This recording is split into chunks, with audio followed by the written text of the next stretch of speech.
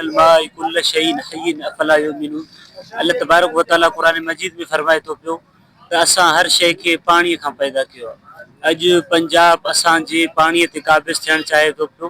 ही धरणो ही आवाम जो जेको जज़्बो उन्हनि खे ॾेखारण ख़ातिर आहे त बाबा तव्हां जेको आहे असां सिंधियुनि खां अलावा कुझु बि न आहियो।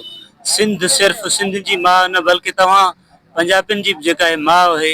हाणे जॾहिं रस्ता बंदि थिया आहिनि हाणे उन्हनि खे ख़बर पइजी वई आहे त बाबा सिंध खां अलावा असां कुझु बि न आहियूं।